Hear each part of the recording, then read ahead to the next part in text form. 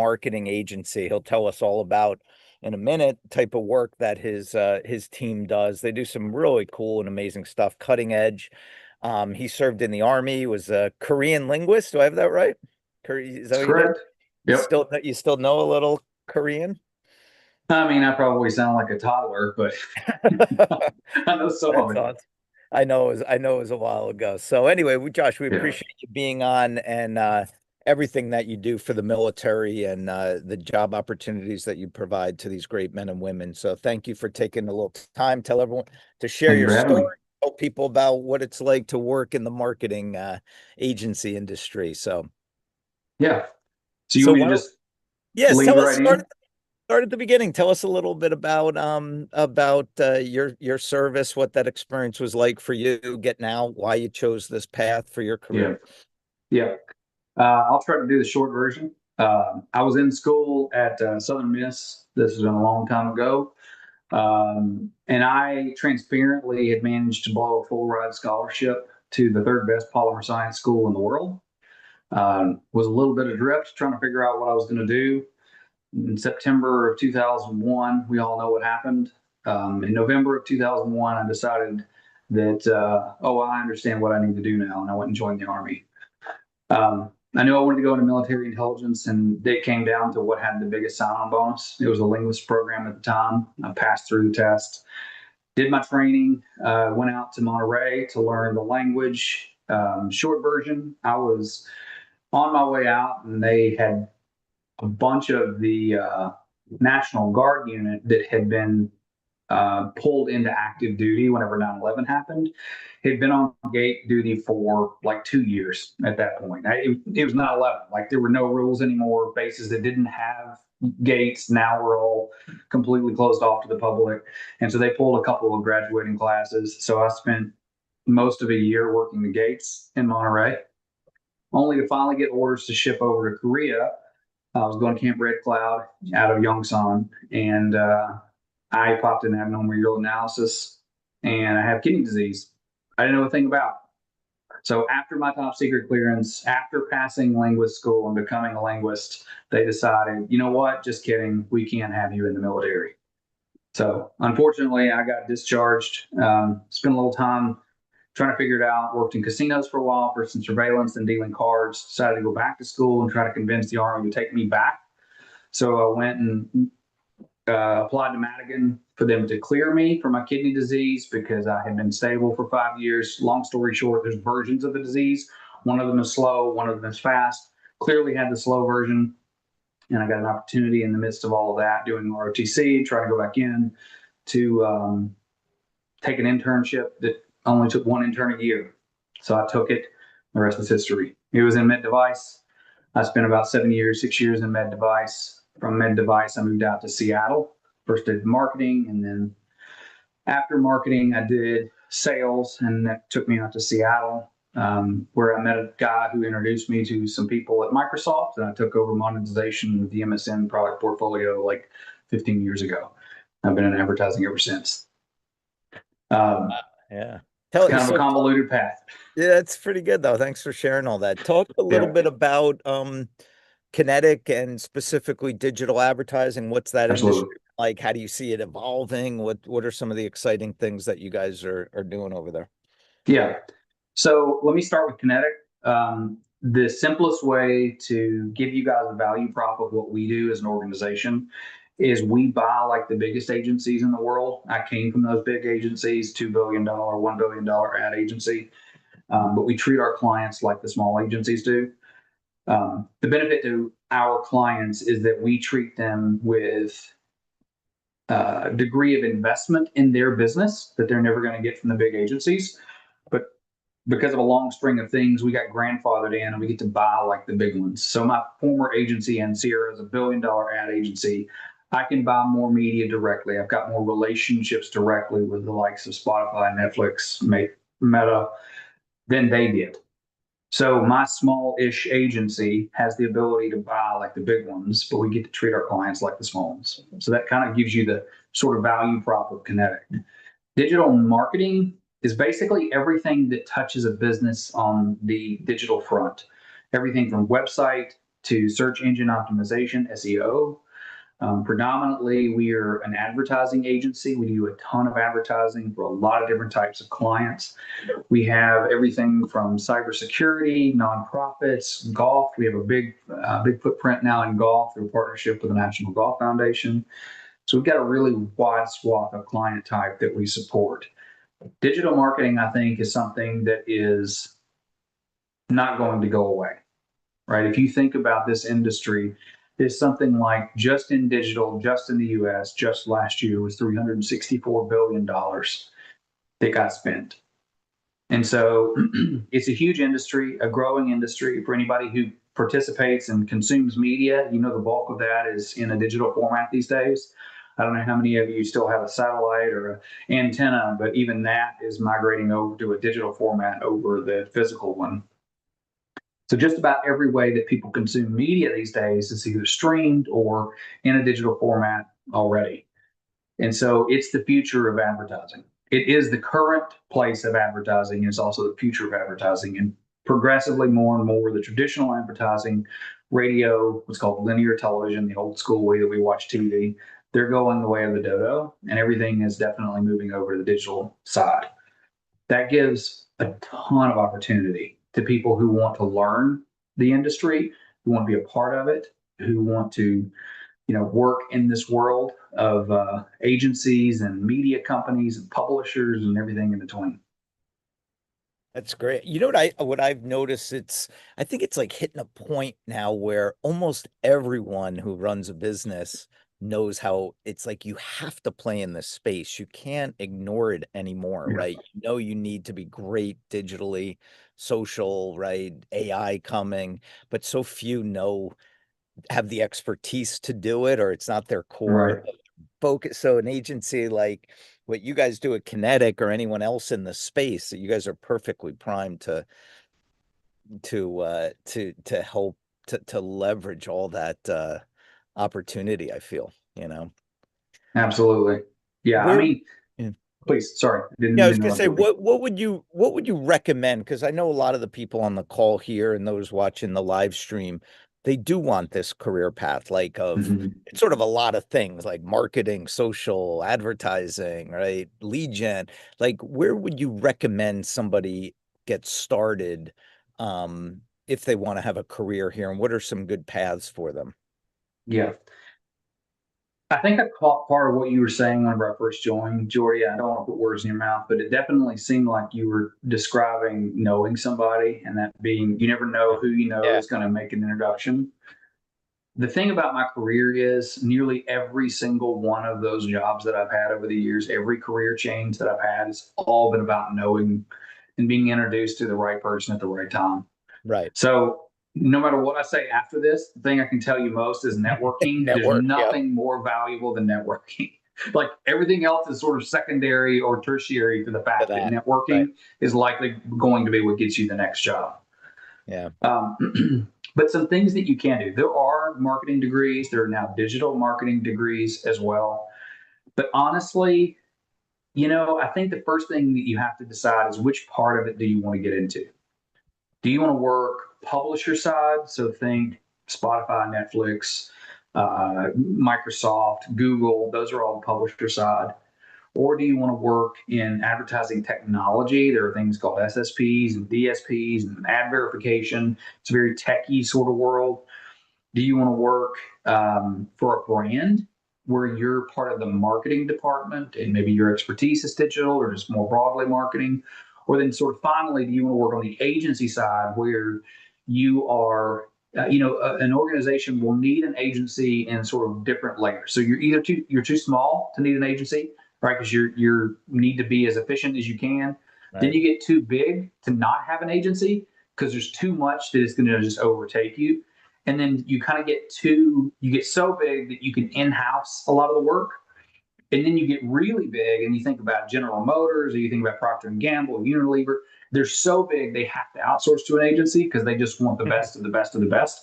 So businesses go through phases of whether or not they need an agency, and so you kind of have to pick which part of the sort of value chain you want to be a part of, because depending on which one you pick, there's different paths. Like, for example, if you want to go down that marketing route, whether it be digital and you want to work brand side and you want to go on the marketing team, unfortunately, so much of that is still going to require a degree. You have to go back, get a degree in marketing, a degree in business, something along those lines, maybe even an MBA to go with it or a specialized MBA in marketing to break into some of those big brands. But if you're willing to put some effort in and get Google Ads certified, get certified on Meta, invest in learning about places like the Trade Desk and Xander and some of the other platforms, you can bring that skill set to a lot of agencies who are willing to bring people in at the ground level, buying media, helping support a client partner, help support account management. And you don't have to have that degree. Right. Agencies aren't quite the way that a lot of the brands are, and that they require a degree as sort of a gatekeeper to get you into the biz. But that's, I mean, I could speak all day about this, Jordy. I'm sure Yeah. you have other questions for me, but No, that's but broadly what I would say. I love the advice because a lot of people, I would imagine, they just don't want to go back to college, right? And they don't want to take another couple years. They want to start making Right. money, jump into the Absolutely. workforce. And like you said, there's so many cool avenues you can go down in this industry and just become like a specialist, right? You can become a specialist in one of those areas. You can teach yourself. There's so much free Yep. content to become a subject matter expert in this very quickly too, you know. Absolutely. What are some of your what are some of your suggestions regarding AI, the way that's changing the Mm, landscape, and how could that apply to some of the vets on the call? yeah. I think that I wrote an article a few years ago that was titled something along the lines, "Is AI coming for my job?" And the short answer is yes. For a lot of people, it's coming for your job. But I analogized artificial intelligence to the advent of robotics in manufacturing. Robotics took a lot of people's jobs, a lot of people's jobs. But at the same time, it created a whole new stripe of job type. Robot servicers, people who were doing the programming for the robots, quality control around the production, and most all of those jobs paid substantially more than the frontline assembly person who was putting the who's it on the what's it. And so AI is like that. There are people now who have acknowledged that and are deeply investing in the different platforms. There are three major ones that I would point people to. There is obviously ChatGPT, the product from OpenAI. Then you've got secondarily to that Grok, and there's a ton of investment behind that because you've got people like Elon Musk who are investing in it. And then Anthropic is an sort of new entry that has an AI called Claude that is pretty darn sophisticated. I find a lot of the people who I engage with, especially on this front, are migrating over to using Claude more than anything else. Hmm. What I would tell people is there's so much free content, but as much as that, engaging with the AIs themselves, building your own agents, asking them to do things, just get your hands dirty with them and see if AI can do whatever you can imagine. Because I just talked to a guy who runs a tech organization, and he told me the next job that he's going to hire is what he calls a prompts engineer. Because being able to ask the AI the right question in the right way to get the kind of information out of it that you would like has become a skill set that is not, you can't just log into ChatGPT for the first time and ask it a question and hope you get the right answer. You have to be able to validate the data. You have to arrange the question in the right way to get it to Right. respond with the right kind of information. So, also, the thing that I would add to that is wherever each of you are, nearly every city in this country has an AI meetup of some type. And it is people who are getting their hands dirty. They're right smack in the middle of it, just trying to figure it out. Mobile, Alabama, which I'm close to, and Fairhope, the town I live in, have a Lower Alabama AI meetup. They just did a hackathon, and the purpose was to use artificial intelligence to solve business problems. They had like 25 problems submitted, 40 engineers sign up to work on it, and like 150 people show up. We Wow. thought there were going to be like 35 people there. And this is small town USA because Mobile's Yeah. not big. Yeah. But what a So cool get thing to involved go and locally. Yeah, and to go and network and meet people, and I think that's awesome. That was the second part. You beat me to it. Yeah, But not only do you get exposure to all of how it's working, you also get the networking that comes along with it, with the people who are learning the most about it. yeah, right. And to be on that front line. That's all. Can you give a few examples of um maybe some of the clients assignments stuff that you guys have worked on at Kinetic, just to give them a taste of what it's like a day in the life is like the client comes in with this problem, what do you guys do, and what's that solution that you deliver for them? Yeah. So I'll give you one example. Maybe I'll give you two. So the first one would be the Columbus Zoo, Jack Hanna Zoo. For those of you who are old enough to remember who Jack Hanna is, um, they in-house their media buying. But they came to us because even though they in-house their media buying, they didn't have access to some of the biggest publishers. So their problem set was we need to be able to be in all of the big time places, Netflix, Amazon Prime, Disney Plus. But in housing the media, they couldn't get there. They just weren't big enough. They didn't have enough spend to be able to get access. So we put a custom solution together that kind of met their needs. We worked with the publishers, we worked with the client to understand what they were trying to accomplish, and then we put it together. I'll give you an example of part of what we built. So one of their properties, they own three properties. One was a safari, one's a zoo, and one's a water park. So for the water park, we went to Amazon and we said, look, we've got a water park. We want to put together some targeting to reach people who are likely to go to a water park in the summer. So we built an audience profile around people who have been shopping for kids' swim trunks, kids' sunscreen, pool floaties, and all the people who had been shopping for that stuff on Amazon. We were now serving video ads to across the internet because we knew what they had been shopping for on the Amazon app, and that gave us a real clear indication of what they were trying to do in the real world. Then you have other clients like the Center for Internet Security, one of our biggest clients, the largest cybersecurity firm in the US. And they have 70 different campaigns that they're running any given month, whether it's trying to reach state and local government leaders to elect to use their cybersecurity stuff, providing free benchmarks for all kinds of businesses across the country. They're a nonprofit, or it's selling products to keep their nonprofit going. We have literally dozens of campaigns running each and every month with different types of targeting, with different types of audiences that we put together a whole ad strategy for their $4 million of media spend. So and as far as the clients go, the thing is, what makes agency work a little bit different is you think about marketing or selling, and you're selling your thing, right? The zoo is selling an experience at the zoo, and they sell the same thing to everybody that walks in the door.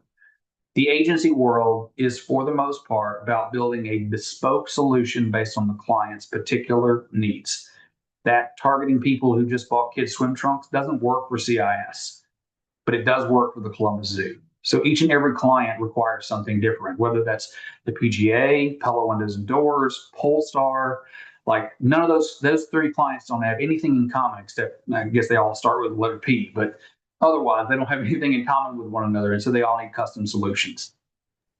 Yeah, that's great. And what are some of the like the roles that somebody would do at Kinetic? Like you'd have different people doing different tasks. Like give them a taste of what it's like on We site. fall into three major categories.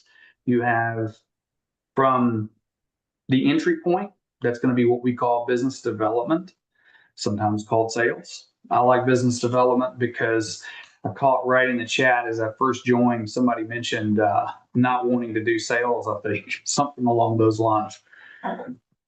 I'd hesitate to call it sales because for us, what we're doing is consulting on something that we think can help our clients.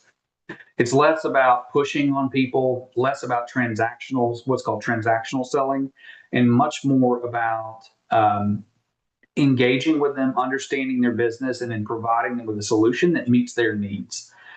The next layer would be client partnership. So once they're in the door and they're a client of ours, our client partners are responsible for account management, advertising strategy, and then storytelling at the end of the month about, hey, we bought this kind of media for you. You saw this kind of performance out of it.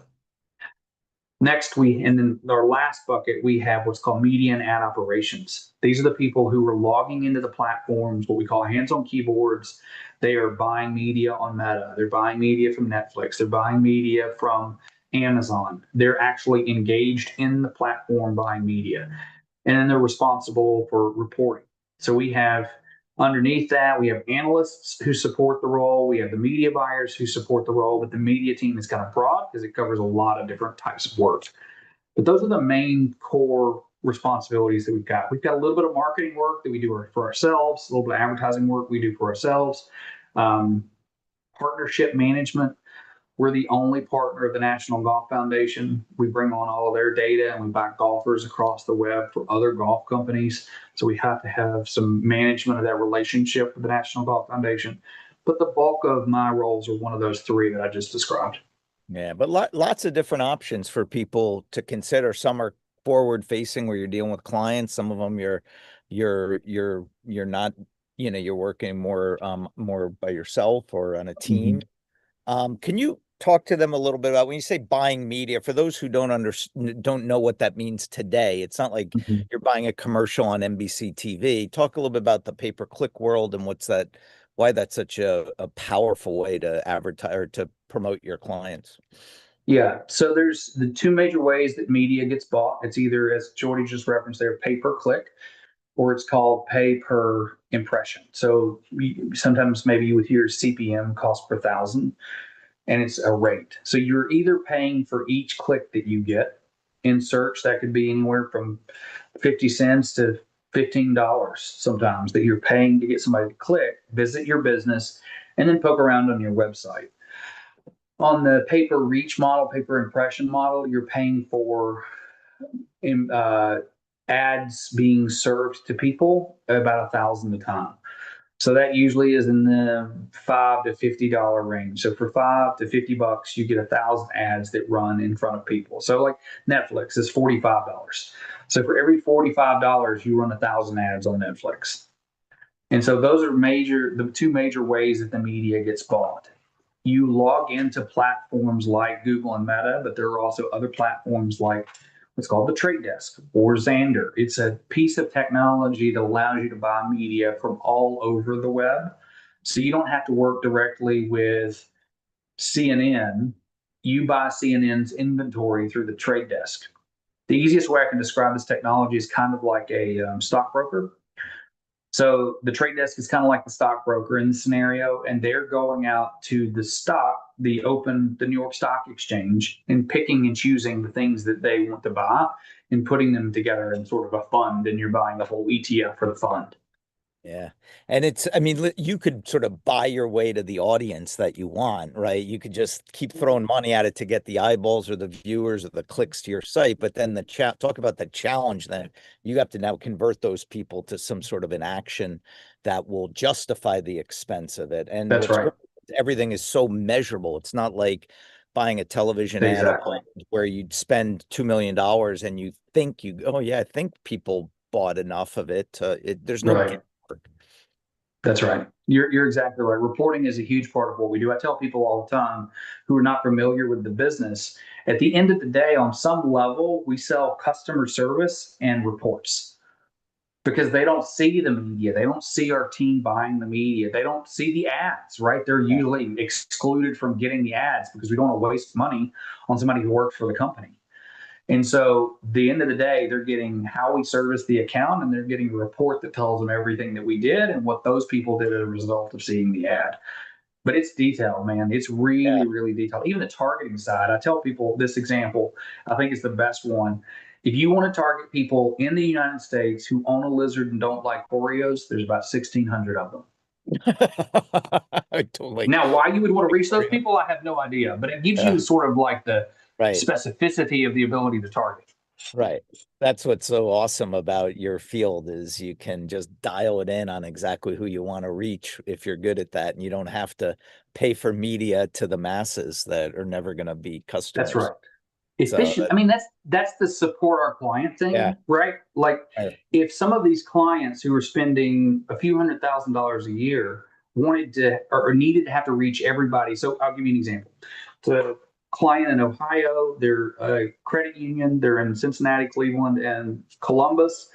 If they needed to reach all of those three cities all the time, they need $5, $6 million a year. And instead, we can take their $350,000 a year, be hyper efficient with that, targeting exactly the right people so that they're not wasting the additional Right. $4.5 million that they don't have to spend because they're not just blowing and going and telling everybody about everything that they can do. Right. You also have more pressure on you than a media buyer of old who could sort of be very vague with the result. Yeah, we reached Right. everyone in Columbus. You're good. You have to stand behind your work and show them, hey, it paid off. And but percent it's such a fascinating field, and I just feel there are going to be so many opportunities for vets to work in this space. And like you mentioned, there, 100 different paths you can go down in this digital marketing, industry or whatever. Can you talk briefly about you've interviewed and evaluated a lot of people over the years. You've worked alongside top executives. What are some of the your favorite criteria? What are some of the things you see in all these superstar workers and team members that the people on the call can take from that is, hey, let me learn from some of these experiences that Josh had. Yeah. I've done a ton of hiring, ton of interviewing over the years. I hear that my interview process is rather brutal, um, but I'm trying to find the best people. And the best people have usually three things in common. They're willing to work. It's why I love coming to the military to hire. Because on the average, I'm going to expect somebody to come out of the Marine Corps, out of the Navy, out of the Army, and be ready to work. Right? Because what we do on so many levels is so much easier than what you guys do day in and day out that I think if you bring that work ethic to the role, you're going to have tremendous amount of success because frankly, especially the generation that's coming up, the Gen Zers, even some of the late millennials, their work ethic is not it's not there, not in all of them. So that's number one, work ethic above and beyond. The second thing that I would say is an out of the box way to think, right? I am not looking for when I want the best people, the people who think like the last three people that I interviewed. You're trying to stand out in some way. And I, as an interviewer, am gonna pose problems to you to think about critically. Can you critically think through and reason through what might be the right response, a good answer, an innovative way to think about it, whatever the case may be, something that tells me that you're not just regurgitating something you read in a book, which is why the degree thing is almost irrelevant to me. The only Yeah. value the degree shows me if I weren't hiring someone for the military is that you can commit to something and actually get finished with it. Like, I don't care what your degree is in on some level at that point. And then, you've got those two things that are really critically important. And the last is, are you invested in the idea? Are you going to say, this is not just a job? I like what you're doing. I like the clients that you work with. I want to be in golf. You're working with golf. You're working with electric car companies. I actually have a curiosity and a desire to learn about what you're doing. And I want to be a part of that solution.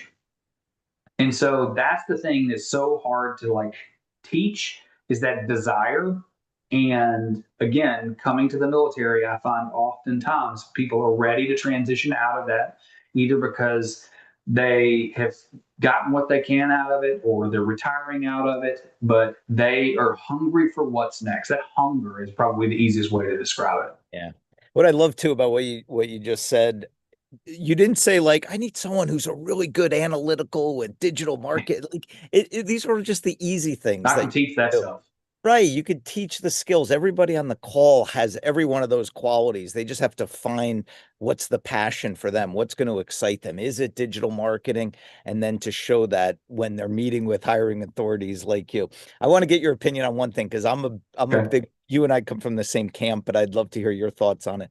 I tell them like you got to separate yourself from the masses of mediocrity out there who are trying to apply for these same jobs, how would you react if somebody took like a unique approach as to meeting you, whatever that is? Like, maybe they did a digital campaign to promote themselves and sent it to you, or filmed a video and sent it to you, or I don't know, just something unique or different to stand out. You get 250 applicants for a job. And I know when you guys post, you get a lot of applicants because it's an exciting and sort of sexy field. How would you Yeah. react to somebody who just did a little something different, who stood out a little more? You already made it through the first round. Like if you're going to go out of your way to market yourself to me, you've already checked off the second box. That out of the box thinking that I was describing, sort of as the middle sort of pillar of what I'm looking for. You've already proven that for me. Whenever you, and I've had people do this. I've had people send video, particularly the video thing. I think is a really interesting way. I've never had anybody try to serve ads to me, but I mean, in this world where we're at, if you can figure out how to get to me with those ads, well, okay, then now That's we're pretty definitely cool. gonna Yeah. we're The definitely gonna target. want to Oh, have a yeah. conversation. Uh, I mean, honestly, I'll give you the quintessential example. So I have been looking to add people to both marketing and particularly right now my business development team. The guy that I'm interviewing tomorrow was my Uber driver the last time I needed to go to Pensacola get out. That's awesome. What did he say because that got your attention? just the right attitude, man. I don't know what Yeah. else to call it except the guy's hungry. He doesn't Yeah. want to be doing this anymore. He's clearly very sharp dude, ran a business on his own, used to be top shoe salesman for J.C. Penney years and years and years ago. And, he just is looking for what's next and sounds like he's really ready to Yeah. commit and to go all in. And that I could work with. A Right, because hundred percent I can work with you could that. teach the skills. The guy's got the foundation or the abilities to be based on his previous jobs and his passion, his excitement that you like, man, give me that guy. I'll teach him how to do this and do an awesome job. Absolutely. I can't teach you to be excited about it. I Yeah, can't teach you to be hungry that you need to change, your career trajectory or you need to find what's next after you spent 23 years in the Navy. I can't yeah. teach you that. But if you No, bring that, I can teach you the rest of it. the rest, absolutely. That's such a great message, Tendon. Everyone, please check out KonetiQ. Check out their webpage. Check out Josh on LinkedIn and social, and um uh just an amazing guy, as you can see, so knowledgeable, so willing to help and assist you guys. Anything you want to leave them with about KonetiQ or anything else for some closing remarks? Yeah. So one thing quick, connect with me on LinkedIn. I used to be very sort of careful with my connections, and to a great degree, I still am. The first 1,400 of my 2,000 followers or whatever, I actually knew one on one. I've realized in this world, particularly as I've engaged with the military, I need to broaden that a bit. So if you send me a connection, I'll absolutely happily connect with you, introduce you to my network, to the degree that I can participate in your what's next. I'm happy to do that. Thank you. And my connections are broad. Again, Microsoft, Google, Meta, Yeah, TikTok, Captivate, Pinterest. That's my network for the most part. General Motors, Ford, yeah. Ferrari. So that's the first thing, connect. Like, build that network. If I can be a part of helping you build that network, that's the number one thing I can do to help. The other thing I would tell you is we are always bringing on SkillBridgers. I will be transparent with you from the word go. Either it'll be an opportunity to learn a new business and leverage my network after you've learned it, or better yet, hopefully there's an opportunity for you to convert to a part of the team. Sometimes people convert to full-time employees. People have converted to contractors. People have Yep. learned what they could and gone on to other things. Whitney Bustos, she took what she learned here and is now working as a social media person for another company. Like, we have opportunities, particularly in business development and marketing at the moment. But again, the client partnership, media and ad ops, we usually have 2 to 3 SkillBridgers at any given point. My staff is almost 40% veterans or transitioning service members at this point. So there's opportunity at Konetik, not just opportunity Yeah. and just broadly what I'm talking about. Absolutely. Every one of them, they're with us 20 hours a week. They have another 20 hours to invest in their career. Get the experience, even if it's not a company you want to stay with after, even just to better yourself, to be around people like Josh and learn these new skills, and it'll just get you one step closer to that permanent job you want. And the beauty is everything that he's doing at Konetik will apply to any job that you go out and take if you learn these skill sets. Josh, you were amazing, 100%. man. I love this. This was awesome. I Thank truly you for having me. appreciate you. Appreciate everything you do for this community, man. You and your team are amazing folks. So thank you All so right. much.